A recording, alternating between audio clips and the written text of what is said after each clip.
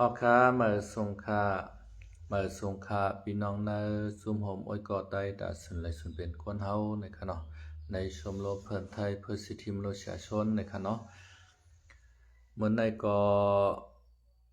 มีข่าวสมองเตอในค่ะเนาะแทงก้อนหนึ่งในค่ะเนาะศพที่47ในค่ะเนาะศพที่47มือ เซงกามมือวันที่15ในค่ะเนาะ15ข่าวยาม1 โมงปลายในค่ะเนาะชื่อห้องว่าทรายปุ่นลุ่มหลู่ในค่ะเนาะชื่อห้องว่าทรายปุ่นลุ่มหลู่เซงกามมือวันที่15วันเดือนธันวาคมปี2526ในค่ะเนาะยาวก็เฮาคาเลยมือมอบเงินสมาชิกกว่ามือวันที่18วันเดือนธันวาคมเดือนกุมภาพันธ์ในค่ะเนาะ2526ในปี2569ในค่ะเนาะที่เมืองผังหวานม่วนปิ่นในค่ะเนาะอันนี้ก็เป็นศพที่47ในค่ะเนาะศพที่47ยาวในเฮาคาเลยมือมอบเงินยาวเงินสมาชิกในมันจ่ายรายรับอยู่ที่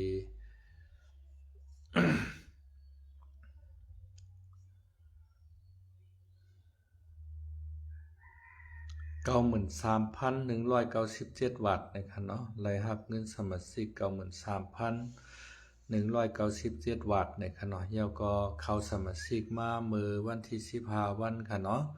เดือนธันวาคมปี2568นะครับเนาะ เข้ามาเมื่อปีกายข้าวตั้งหึงข้าวสมาชิกก็เลยอยู่ที่8เดือนเต็มนะครับเนาะ8เดือนเต็มเริ่มย้อมนะครับเนาะนั่นก็เป็นศพที่47นะครับเนาะห้องว่าทรายปุ่นลุงหลู่นะครับเนาะพี่น้องเสื้ออันอ้นหลู่มาเย้าในก็ไป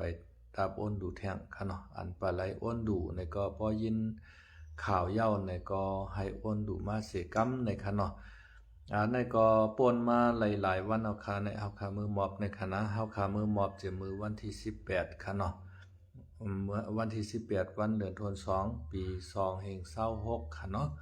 มื้อในก็บ่ไหลวันที่22วันเดือนธันวาคมปี2526ยาวป่นมาข่าวต่าง6วันยาวค่ะเนาะข่าวเฮาก็การงานก็บ่โตบ่ตันในแลมีข่าวยามมาไลฟ์สด หมอกปันพี่น้องเฮาเขาในค่ะเนาะในก็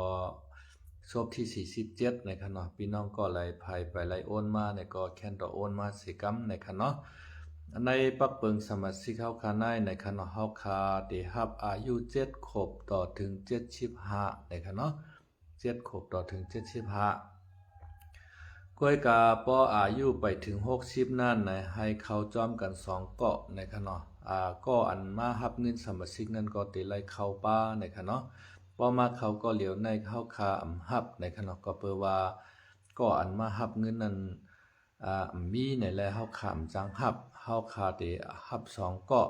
เหมือนจังหนังว่าโพและเมและโพรับปันกันค่ะเนาะป้อโพรับปันเมรับปันโพนะป้อโพตายก็ไม่รับนั่นค่ะน่ะป้อเมตายก็โพรับให้ไหนป้อมาเขาก็เหลียวใครเอาเมมันมาเขาก็เหลียวโพมใครเข้าในนั้นก็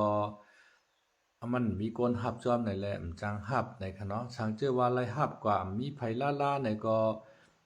ชมรมเตก็รับในค่ะเนาะป้อยก็เรื่องงานศพงานซอยเจในก็ชมรมเตจัดการปันสังเจอว่าเงินที่มันเหลือเจนั่นในค่ะเนาะ หมดแล้วก็เงินไร90,000ไปเตจำแชนค่ะเนาะป้อว่าตั้งชมรมรับในก็ชมรมจัดเชงอยู่มอก50,000 60,000แน่ที่เหลือเงิน3-4-50,000ในก็ได้เอาเข้าเป็นเงินกองกลางชมรมในค่ะเนาะเพราะว่าก็เป็นลูกล่างกลางเตาอันก็เป็นโพเป็นเมมมาเข้าจ้อมนั่นค่ะนะเมื่อเหลียวในให้เข้าจ้อมกัน2เกาะในค่ะเนาะโพฮับปันเมฮับปันโพพอมีลูกก็เอาเมมาเข้าย่อในก็ฮือลูกมาเข้าจ้อมลูกนั่นแต่ไรเป็นก็ฮับในนั่นขนาดเนาะสมมุติว่าลูกเมมันตายกะยาวขึ้นลูกมันก็เหลียวเตหือในค่ะเนาะให้ลูกมันนั่นมันตื่นเตแต่งงานขนาดนะให้โผมันมาเข้าจอมมาเข้าฮับนั่นเฮ็ดนั่นต่อกว่านั่นขนาดเนาะให้เฮ็ดนั่นกว่านั่นคือสมาชิกเฮาคาป้อเตล่มค่ะเนาะเฮาคาตั้งขึ้นมาในใจว่าตาเต มาเฮ็ดเด่นๆให้เอาล่มเอาแล้วกะค่ะเนาะเฮาตั้งขึ้นมาในหนังหือมันปอเตยืนยาวเข้าหึงกะหนังหือมันเตมีปานสืบปานรุ่นสืบรุ่นต่อกว่าให้ในติ๊กๆนั่นขนาดเนาะเมื่อจังหนังเปิ้นตั้งขึ้นมาธนาคารในหลาย10ปีหลาย20ปีแล้วเนี่ยก็มันก็ยังอยู่เหมือนเก่าเปิ้นก็ผลักเงินไว้อยู่นั่นขนาดนะอันนั้นมันเตเป็นที่ใส่ใหญ่ใส่ปึงของพี่น้องใต้เฮาค่ะเนาะพี่น้องใต้เฮาไหนเฮามาอยู่เมืองไทยหลายสังอยู่เมืองใต้หลายสังในป้อห้อมอยู่ในหมู่บ้านในเปิ้นเต็มปันเฮาเข้าสมาชิกหมู่บ้านเปิ้นค่ะเนาะย้อนเปิ้นนั้นเฮาคาก็รู้กันในแลตั้งขึ้นมาตอนตาพี่น้องแห่งการยานเมืองมือเฮาตายกว่านั้นในโหลเงินเฮียนโซแคนซ้อมตั้งนำตั้งหลายค่ะเนาะเพราะว่าเฮาคำมีเงินสมาชิกไว้ใน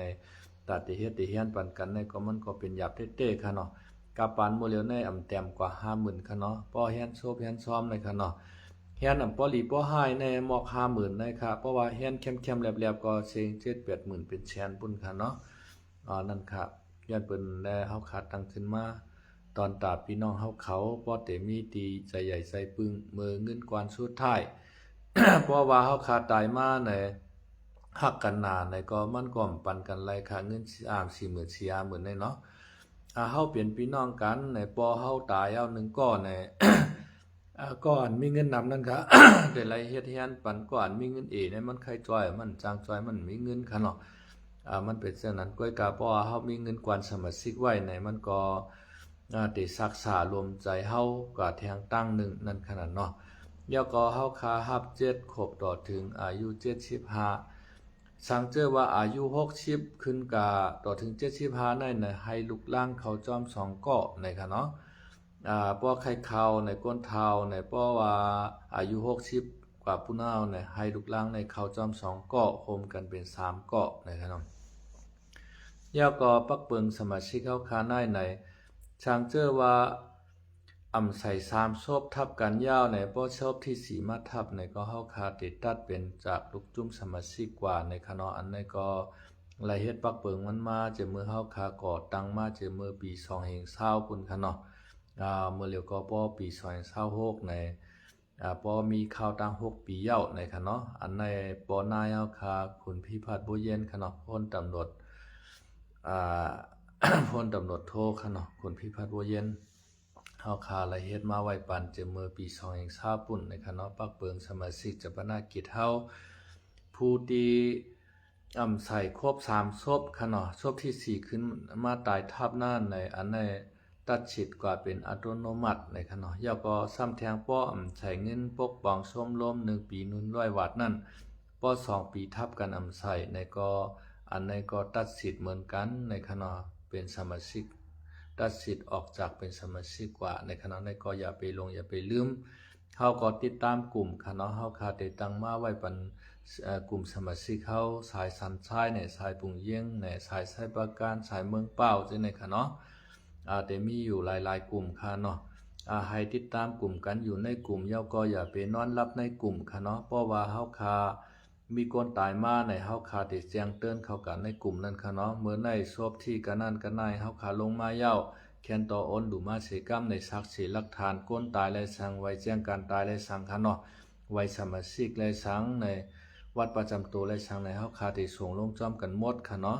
ศพที่กันนั่นกันนายตายมือวันที่นั้นที่ไหนตายย้อนย่อกาอันนั้นอันไหนในค่ะเนาะมันได้มีตั้งไว้แจ้งตายเพิ่นเตเขียนไว้ระบุไว้ป้านั่นขนาดเนาะต่างเมืองเฮาก็บ่ตายในก็ให้และย้อนทอกคำไว้ทอกคำการตายตีลุงกลางและลุงเฮง2เกาะค่ะเนาะลุงกลางในเป็นลุงกลางในหมู่บ้านค่ะเนาะลุงเฮงอันว่านั้นเป็นกว้านเอิงค่ะเป็นกำนันค่ะเนาะกำนันในมันเตอุบหลายๆหมู่บ้านค่ะลูกเนาะให้มีลายเซียน2เกาะค่ะเนาะไว้ทอกคำคันตายดังเมืองนอกค่ะเนาะบ่ว่าดังเมืองไทยในแต่กะ ก็ย้อนตีอำเภอในก็ตีตั้งอำเภอเพิ่นออกปันก็มันก็เรียบร้อยแล้วค่ะเนาะนั่นแต่ชักเสหลักฐานมันชัดเจนดีค่ะเนาะตามเมืองไทยในแต่เมืองเฮาในเดลัยกาย้อนไว้ทอกขามการตายลายเซียนตีลุงก้างและลุงเฮง2เกาะค่ะเนาะเปิ้นฮ้องว่าก้อนอึ่งในก็ว่าค่ะเนาะผู้เฮงในค่ะเนาะผู้ก้างและก้อนอึ่ง2เกาะมาปันในค่ะเนาะอันในเฮาครับตั้งแต่อายุ7ครบค่ะเนาะต่อถึง75นั่นค่ะเนาะสมาชิกเฮา ในก็ถึงมาชบที่47เย้าในพี่น้องก็เลยภัยไปไล่ใส่ในก็แค้นดออ่อนกันใส่มาใส่กรรมในเฮาคาลงไว้ในกลุ่มสายไหลสายนั่นอยู่ในคณะติดตามข่าวก็เลยปองใจในก็โทรมาถามข่าวใจคำลาวค่ะเบอร์โทรก็091ค่ะเนาะ7875783ค่ะ0917875783นะคะวันมื้อในก็ได้มีหมอกกันนายนึงนะคะเนาะในก็ที่47ในก็ปนมาเย้าไหล6วันในขณะที่เฮากามอบเงินสมาชิกค่ะเนาะค่าก็บ่มีข่าวยามในแลตันไหลมา